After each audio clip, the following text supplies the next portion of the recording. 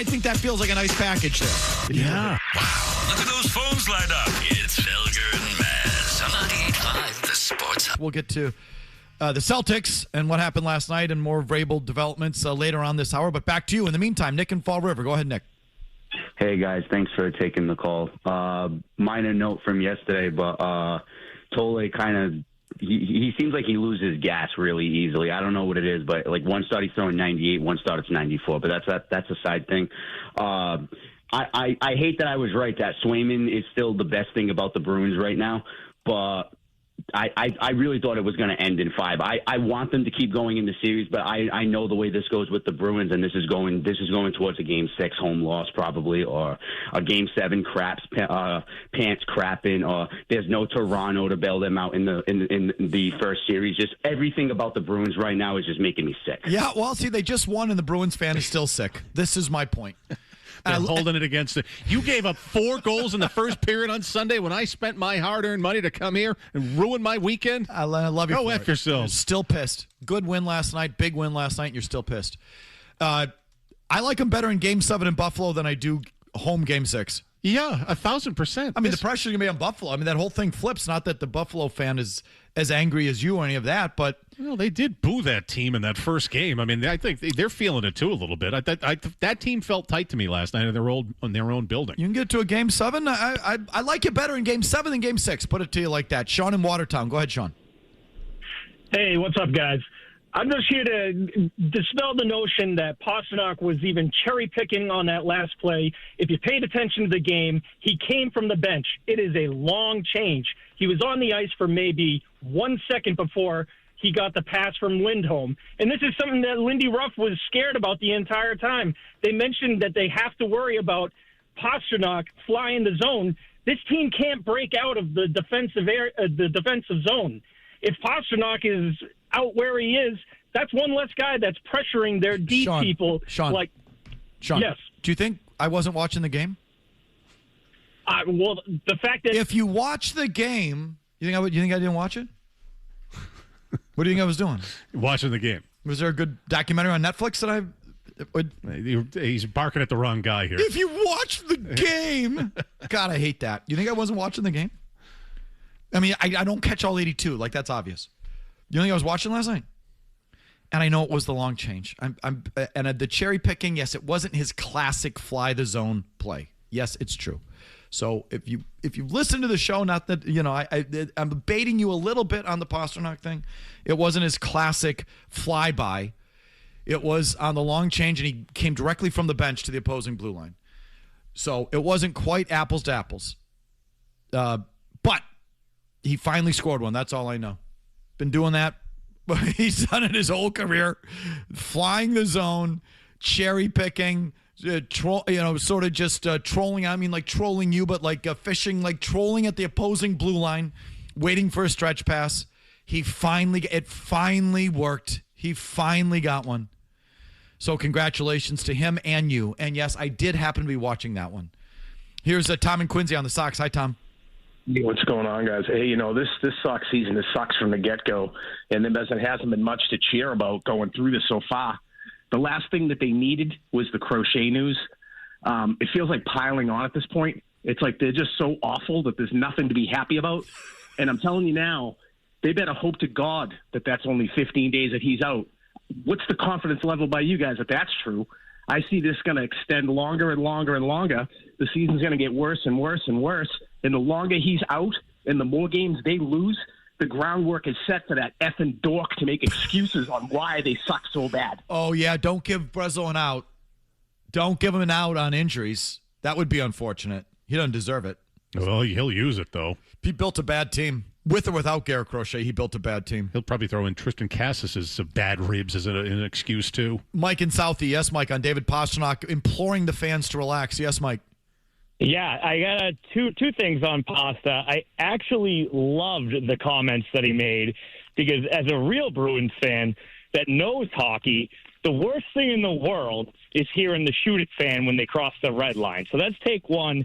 Take two, the last guy that called in, I think he was coming after one of the other callers who said that he got lucky on that goal. That is the ultimate skill goal. It's called edge work. He's got it. Other players don't in the league. You like whoa. You like David Pasternak's edge work? Yes, absolutely. He stopped on a dime in front of the net, going 20 miles an hour, Mike. He did on that one. I'm sorry. I'm going to. It was reminiscent. I know you don't want to give him credit for the Toronto series for whatever reason. Reminiscent of that one where he drove the front of the net on a similar pass from Lindholm. Well, that was went across the front. I thought that was a cross-corner dump on that one. No, it was off the corner boards, and it popped up. It was off the corner boards, exactly.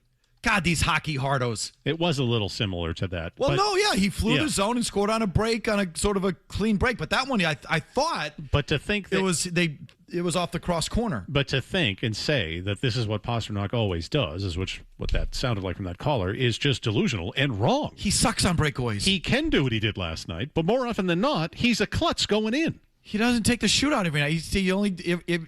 They sit him out half of the shootouts because he's not that good at it.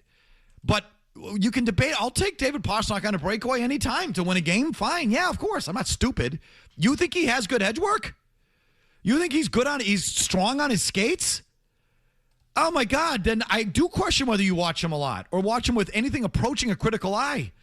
He is a bowling pin ready to go over at any moment. Oh, it's like a baby giraffe with legs everywhere. As I've said, have you ever seen a cow give birth? Yeah. And the calf drops out. And the calf drops out. And he comes out. He immediately is on its feet, but it's like all over the place. You ever see a car dealership with those huge inflatable things that are like this? Yeah. That's how I view David Pastrnak. He's constantly going on his ass because he can't keep his skates. Constantly. Jeff in Charlton on the Bruins. Yes, Jeff. Yeah. Thanks for taking my call. I just want to say, they did show it on TNT, by the way, with his foot dragging over the line as the puck was crossed. So on the TNT broadcast, I'm actually usually watch the home broadcast, but for some reason yesterday I decided to watch TNT, and the intermission, man, with Cassidy was unreal. I mean, the pulse that he had on the game was unreal. I mean, he everything that he said was pretty much spot on. I mean, he even called the pass to score on the goal. Yes. Off of a defense pass. He definitely had his pulse on the game last night. I wish he would stay, but obviously he's probably going to get hired before the end of the week, I'm guessing. And then he'll be fired within 2 years because he's clearly that guy who's too rough on Jakey. Is it his fault or is it the modern? The modern players, the millennial, the Gen X? What gen are we talking about? I lose track, but whatever. He's the kids today aren't tough enough for him. Will in Chelmsford. Yes, Will. Oh, hold on, Will. We'll do Celtics here in a minute. I'm sorry. How about Frank in Waltham? Yes, Frank. Hello. So you said that Celtics fans are easily accepting of our team's failures. Well, I'm a Celtics fan, and frankly, I'm outraged. First, their first loss to the Sixers without Embiid, so therefore no good players, was a travesty, and I think that the people at the top are lazy and that we have too many people who last year were playing in the G League, and that Tatum needs to wake up and actually play for his team. I'm furious. Okay. I think the Celtics could actually use a little bit more of that. That's just too happy and comfortable of an existence. I mean, I've never seen a team lose a series like last year to New York. I mean, underachieved to lose a series like they did last year against New York.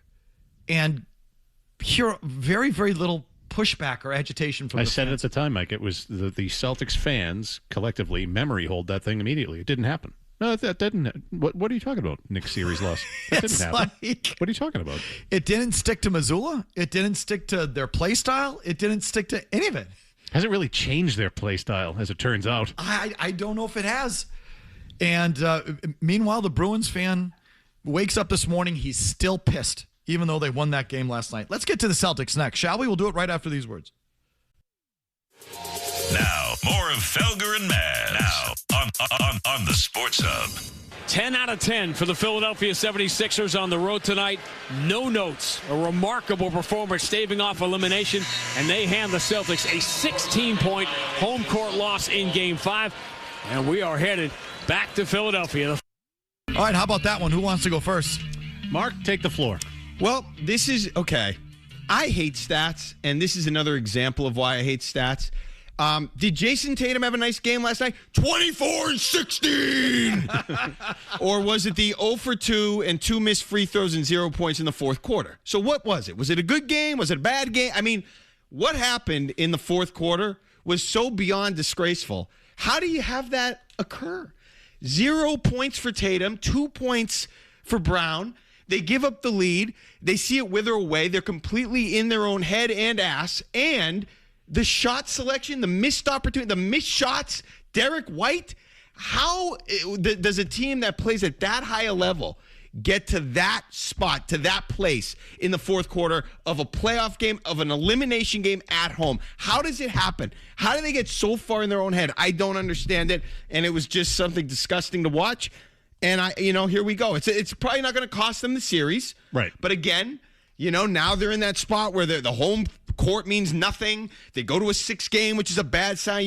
We both talked about it in the email exchange. If you go more than 5 games in the first round the last 12 years, it's been bad.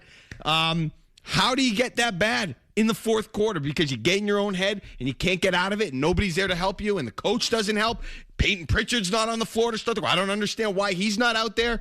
It was just bad all around, and nobody could save them. That stat he just mentioned is ominous. No NBA Finals winner has played more than 5 games in the first round. Okay, so Vinny, if you watch on NBC Sports Boston, we have a graphic on this. Slow down and say it again because I'm stupid.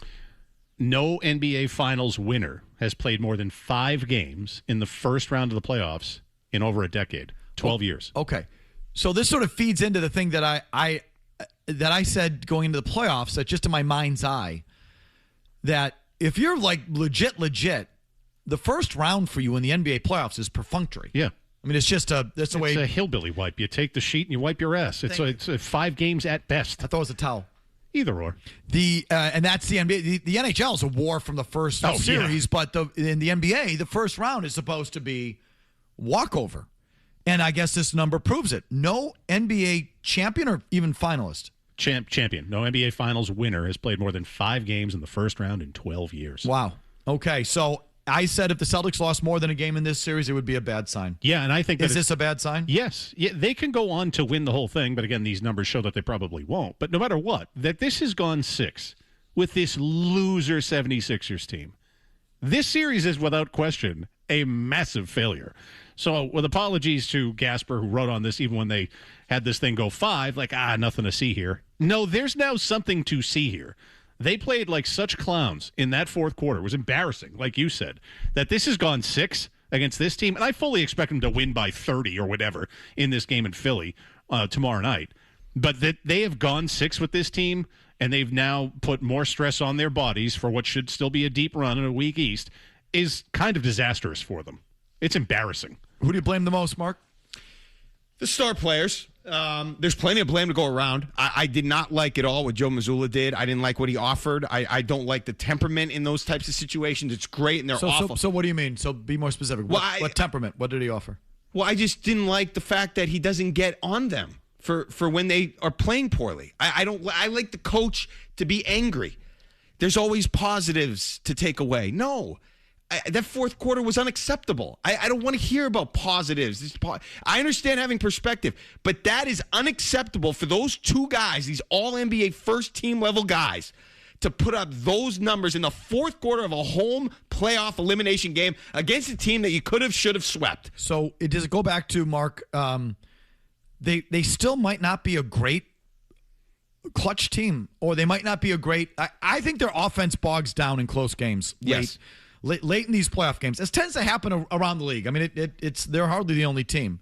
But I feel in these close games, when defenses get up into them, and the Phillies started to do that, when the defense comes out and really checks them well beyond the 3-point line and gets into Brown and Tatum or even Derek White, the Celtics offense has a hard time triggering. And I think Philly absolutely did that. There was one great defensive possession. Was it Grimes that chased Jaylen Brown all the way back into the backcourt? Yes. Yeah. He deflected the ball and he chased Brown all the way to his own free throw line and checked him all the way from as the play reset and the shot clock's going down all the way back down the floor, and Brown got to the other free throw line and missed badly. But did he even bother That was a really good defensive possession, but and like that's sort of an extreme example of it. But I think Philly had came out on them. They did. They defended well, but also Brown's partially responsible there too. Did you try to find anyone there? Like that was way too hero ball for my liking. And I think that's part of the problem, too. The offense completely bogs down when people are, like, up in their kitchen. But for me, Derek White has now become Marcus Smart, which I can't believe because he's been my favorite player on this team. Derek White has become Marcus Smart? In that, when I watch him, because you know that Marcus Smart experience. I mean, Marcus, no, when he's ready to shoot up an ill-advised three. This is what Derek White's become. He is now 7 for 33 from 3 in this series. Oof. He's a disaster for them. And... See, I think you have a coaching problem. And well, sure. I mean, the methodology No, but listen, it comes out in these playoff games. It doesn't come out in the regular season. The regular season's about effort every night, and you out-efforted a lot of teams over the course of the year. And overall personality management, which Joe Mazzulla is really good at. The guys play hard for him, and he's got a good culture on his team. Like, there's strengths to Joe Mazzulla. But, like, the actual in-game, when it gets to the postseason, it's about in-game adjustments and game-to-game adjustments and stopping momentum and timeouts and ATOs and all of this. So it's a whole different bucket of skills in the playoffs for an NBA coach, and I don't think he's got it. So that's all a setup for if Derek White is not hitting from 3, shouldn't the answer to be get into the lane? Yep. You're good. Like Derek White's good. He's a good, deliberate guard who can really out-physical a lot of the guys that are covering him when he goes into the lane deliberately. So if he's not hitting his 3, wouldn't you say get your ass down low? You'd think. Back him down, but Mazzulla doesn't do that. The whole approach is that the average is the regression to the mean, and if he's a 30 whatever percent three-point shooter, and so keep shooting him, you'll get your percentage will hit. I think we've reached the point So just keep shooting. Like that's not even coaching. That's just Joe's been handed a formula, and he just goes with the formula. Keep shooting. He tells these guys to keep shooting. They've clearly told Derek White, keep shooting. Yeah, and I don't think that methodology is unfortunately going to change in terms of how they run this team and their offense. But with Derek White, maybe Brad Stevens needs to come down and say, okay, not with Derek White. We can't do this because he's not Ray Allen. He's not Kyle Korver. He's not going to shoot himself out of this at this point. That is now clear and evident. And the other one that stood out to me is how Joel Embiid just has his way. Had his way. Got to his spot all night long and just owned the paint, was down low the entire night. And when I said that to Mike Holly on TV last night, he said, well, there's only 2 words to explain that. And he said, Nikola Vucevic. It's like, oh, yeah, so he was bullying Vucevic the entire night. Kata's got to stay out of foul trouble. Yeah. I was going back again. I'm bouncing between the Bruins and the Celtics. Kata had foul trouble. He had 5 personal fouls. Did he get too early? Was he... I mean, I don't know. That fourth quarter felt to me like Joel Embiid abused you. Definitely. And abused Nikola Vucevic.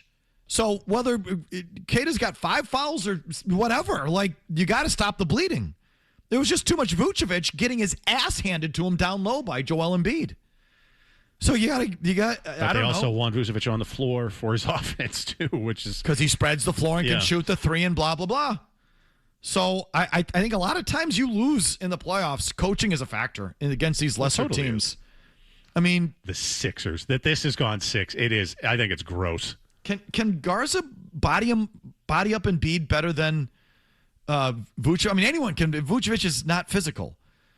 Does Garza suck so bad it's not worth putting him out there? I mean, you tell me. I don't know. I don't think he wants to go that deep on his bench. There was no other answer to just having Vucevic getting his lunch handed to him by Joel Embiid all night? I have an answer. How about the best players in the world that are on your team score in the fourth quarter? That'd be great. That'd be a splendid answer. And that's where I put the blame first because that was unacceptable. 2 points? Did Tatum and Brown combine for 2 points in the fourth quarter? Yep. Brown played basically the whole quarter. He came out at the end when it was over. He played the whole quarter. Okay, mixing some Celtics thoughts. Here's an update from Dondero, and we're right back. We're back to the phones for the 5 o'clock hour. Maz, unless you have a fresh thought for us. God, no. Felger and Maz, 98.5 Sports Hub. Charlie and Braintree on Jaylen Brown. Go ahead, Charlie. Hey, guys. Thanks for taking the call. The Celtics lost last night because of Brown's ego. How many times do we have to watch these massively contested mid-range jump shots? And you brought up Grimes' defense. That's not even defense. He doesn't know how to dribble. Do you remember in the regular season, Bruce Brown applies the littlest bit of pressure? It's a deer in headlights. It's been Tatum and 4 stiffs out there with the entire series with a little help from Pritchard. I don't totally agree with you. I like Jaylen Brown in the mid-range. I like Jaylen Brown on a contested elbow jumper more than I do one of your open threes. I do. I just do. And Jaylen Brown's handle, though, is still a problem. I'll grant you that. If you put heat on him, if you get up into him out on the perimeter, it's a problem. I don't deny that. Here's Bob and Needham. Yes, Bob. Yeah, Felger, you and I are on the same page about this nonsensical approach they've taken for, 3 years, that it doesn't matter if they're not going down. They still are going to launch these three-pointers. Why doesn't the coach say, guys, it's not our night from the outside, let's do something else, and go into the lane, try to get a foul, try to do something else? They continue to do it. And if they get into the finals against OKC, what do you think is going to happen? They can get in everyone's face from the three-point line. They'll be destroyed because they don't ever change up their game plan. I don't understand why they keep doing this when it's not working, on certain games. Sometimes it is working, sometimes it isn't. Yeah, when the three-pointer's going down, it looks amazing. And you're shooting off confetti cannons and doing cartwheels, unstoppable, and dancing in the aisles. And I think it's just kind of fool's gold. Again, this is how bad it's gotten for the Celtics. They shot 39 three-pointers last night, and I say it's only 39. It's under their regular season average. It's under their playoff average. So for them, that was actually kind of a low number. So it wasn't like I can really beat them up for the three-pointer in a vacuum last night. But I do remember watching in the fourth quarter when the game was starting to slip away, and Sam Hauser hit a couple of big threes. And I remember saying to myself, well, if that's what you got, I don't think that's going to last. I don't think you're going to make it. No, but in the case also of Derek White, where it's not working for him, have him play a different style of offense. He's not the sharpshooter that you think that he is. I'm just looking at your three free throw attempts in the fourth quarter. You got to the line. Brown got to the line once. Tatum got to the line once. Missed them both. And then Keita had a and one. I'm not going to count the. I guess Amari Williams had 2 free throws. Who the hell is that? That must have been after game was out of the balance. Yeah. So you didn't. I think he had 8 3-point attempts in the fourth quarter, which again for you is on the low side. That's how scary that is. So it wasn't like it was just total chuck and duck last night. But I do remember saying the only thing you did right in that fourth quarter felt like was Hauser hit a couple threes. I'm like, well, that's not gonna. I don't think that's gonna last, and it didn't. How about John in Charlestown? Yes, John. Afternoon, gentlemen. Thanks for taking my call. Felge, now it's Tatum's team finally, okay? And they're going to start losing. They're going to lose in the first round or in the second round playing this exact same style because he's too cool for school. That driven Jaylen Brown team that was just driving and wouldn't let up, that's gone now. Now you got Jason Tatum's too cool for. Yeah, we got this. I can't stand watching it anymore. I stopped watching this team years ago. They sucked me back in. I'm done with it if they're going to lose. And they're going to lose like this. And the hardest part of it is they can beat everyone if they play well. Yes, they can, and they should. So the Jaylen Brown Celtics are hard driving, hard charging. You outwork your opponent. You play a little more inside the line. You get to the line more, and you play inside the 3-point line. I mean, the Jason Tatum Celtics are too cool for school. Jimmy Stewart, are you nodding? Is that like a good? Yeah, that sounds right. That sounds about right. I've been on this all year. I don't think the young kids develop if Jason Tatum is the leader of this offense throughout the year. That's my own opinion. I think that the younger players are more involved in the offense when it's Jaylen Brown leading it than when it is Jason Tatum. I like you better when it goes through Brown. Last night, I did it go through Brown more than Tatum? I don't know. I think they both failed. It's not a night to trumpet either. But I guess I'm generally kind of with that analysis.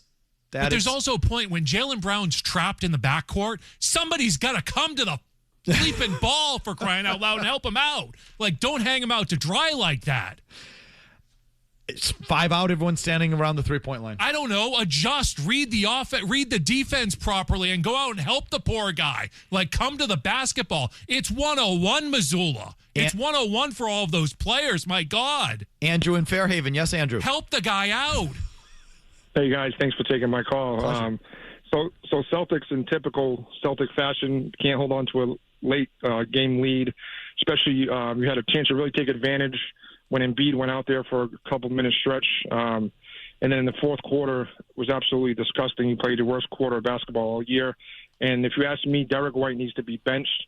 I'd rather see Shireman and Hugo Gonzalez split time because he's been horrible. Thanks for taking my call. -14 for Derek White. I don't know if you believe in NBA plus-minus. He was a -14 last night. What's his three-point shooting? 7 for 33 in the series from 3. What's that percentage? You have at the top of your head?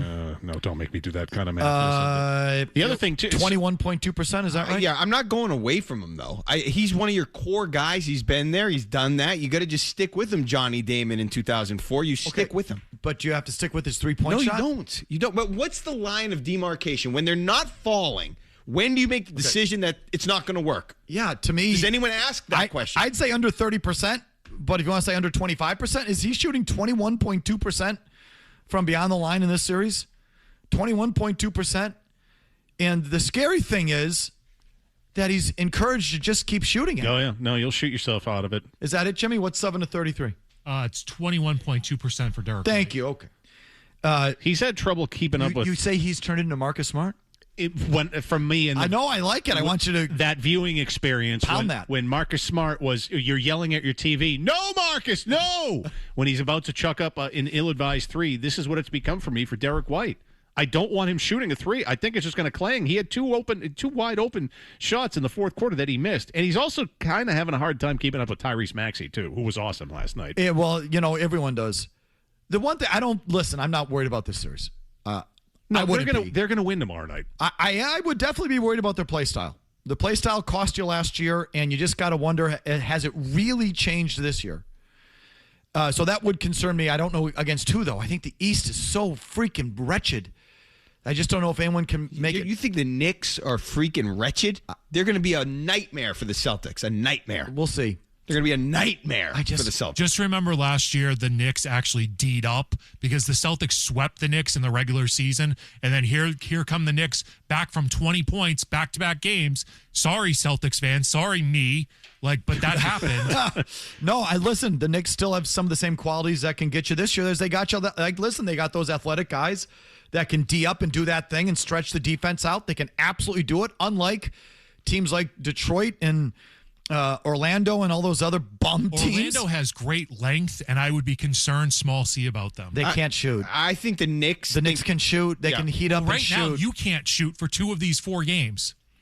I just think the Knicks, you're going to lose to that vastly inferior Knicks teams 2 years in a row. Why are they you did last year. They're vastly inferior.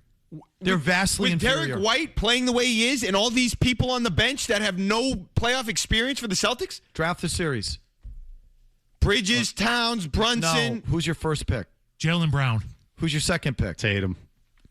And there's a giant drop off. It's not a giant It's drop a giant drop off. Brunson's pretty good. Can't defend. You pick on him all day long. Yeah, but Jalen Brunson, close and late, he's the number 1 pick out of everybody. And I also think the Knicks think you're frauds. Yes, they do. That part respect I agree with. for you. That's true. But they're not as good as you. You shouldn't lose. I can't fathom the Celtics would do that 2 straight years. And I'm not saying they lose. I'm just saying I think they're going to give them fits, and it's going to be a hard series, close games, all the nightmarish scenarios. I mean, I just you can't. If Joe Mazzulla is the coach you all think he is, it's not even a question. You're not losing. It was bad enough last year. Okay, but now you know what's coming. You're going to get. Now you're not even going to get. Last year they got sort of, the Knicks came up from behind on him, came out of nowhere on him. So you were napping. You're not going to be napping this year, and you're still going to lose to him? No, you're not. Don't tell me that. No. So. Well, you had a golden opportunity to close out last night and get some rest, and you chose not to. You chose to miss open shots. I hope you're right. I mean, I just can't. I appreciate your confidence. I do not have that confidence. You should. And I also think that the Knicks are sort of in the Celtics' head, which is a thing. They got in their own head last night. The Heat have been in their head in the past. The Warriors have been in their head in the past. You know what's not in their head? Playing in Philadelphia. Tatum loves playing in Philadelphia. I bet he has a great game. I bet he closes it out himself Thursday night. Let's see it, Dondero. I bet he does. In Philadelphia, he feels good. Long commercial-free segment is next. Felger and Maz continue on the Sports Hub. I think all of us feel that they're going to probably go down to Philadelphia and close this thing out, but they've made it harder on themselves. They put themselves in position to take on more wear and tear here. And worse, they've taken away a potential advantage from the Knicks, as New York will be looking to close their thing out Thursday as well. So they could have been sitting home watching that Game 6 play out in Atlanta. And instead, they're going to be trying to prevent a Game 7 in this series as well. And, you let enough Sixers get going and build momentum, and especially the Embiid factor out of this game, it is going to be a tough one to win down there. Bob Manning, CNLS, another voice on the situation. Back to you, Max in the truck. Go ahead, Max. Hey, what's up, guys? So I was watching that game last night. Derek White couldn't hit a shot. Jaylen Brown, every time he gets the ball, Felger, I feel like he's going to turn it over because he cannot dribble the ball. That was the worst fourth quarter I've ever seen. 11 points in the fourth quarter. That's just, you can't do that in the playoffs against the Sixers. Thanks for taking my call, guys. 2 points between Brown and Tatum in the fourth quarter. It defies explanation. Yeah, and it seems almost mathematically impossible. How about Devin in Billerica? Yes, Devin. Hey guys, what do the Celtics do if they lose the rest of the year? What's their next offseason move? What do they do next? If they lose either of the next two series, I mean, what? This sounds silly. I don't want to get them in trouble for something they haven't done. I mean, but you fire the coach in a year where he's a finalist for Coach of the Year. Yep. No way. And he's going to win it probably. Well, I'm telling you what I would do. Yeah. Oh, I'm with you. I'm not saying they would do it. Yeah, they're not going to. They're not going to fire him for a long, long time. They want stability, and Missoula's proved himself in the regular season, but you go back-to-back year, but like that's not, that even by my standards is not fair. I'm not firing a coach for a series you haven't lost yet. But what's going to happen? Nothing. And excuse making. Well, this was a season we had very little expectations. And yes, Jason Tatum came back, but he was injured. And then that threw a wrench into how the offense flew. No. I'm not listening to this gap year crap. You had the second best record in the East, as predicted by this program right here, that you're going to be a 2 or 3 seed. This gap crap, not acceptable at this point. You got in as a 2. You should beat Philadelphia. You should be in Game 7 of the Eastern Conference Finals. You should be in the NBA Finals and probably lose to Wemby and the Spurs or OKC. This is not acceptable going 7 with Philadelphia. I'm with you, Jimmy. He's 100% right, but that is... I usually am. The reality is it will be viewed as Tatum was out. It's Celtics a gap year. fans, That's the way it's going to be. Not all. I don't want to paint you all with the same broad brush, but I'd say most. The majority of Celtics fans, and the vast majority, 90% of the Celtics media, is going to revert back to where you were 5 months ago and say, listen, your best player's hurt. You had to get under the tax. You gutted the roster. And what did you expect this year? And so it's acceptable. You weren't supposed to be a contender this year, and so you weren't. And so it's all understandable. We're all set up for next year. That is going to be the vast... Don't you think that's going to be the balance of the commentary? And they're all wrong. Jaylen Brown will get MVP votes. He'll probably finish top 5. He got you to this point. And here comes Jason Tatum. Oh, too cool for school. Okay. Well, we're just going to do this. But just to do when this, you should be running it through the MVP candidate. But keep in mind. To continue again, just a little difference, though, and this all stems from Pasternak and, pleading with Bruins fans to relax. The Bruins are in kind of the same spot. I mean, no one was expecting anything of them this year. The Vegas over-under had them out of the playoffs. I haven't heard one Bruins fan say, well, they weren't supposed to do anything this year anyway. This is all gravy. They were just making the playoffs was an accomplishment. I haven't heard one voice that has said that. They expected them to actually beat the Buffalo Sabres because the Sabres haven't been here in 15 years. Bruins fans are pissed. Yes. But anyway...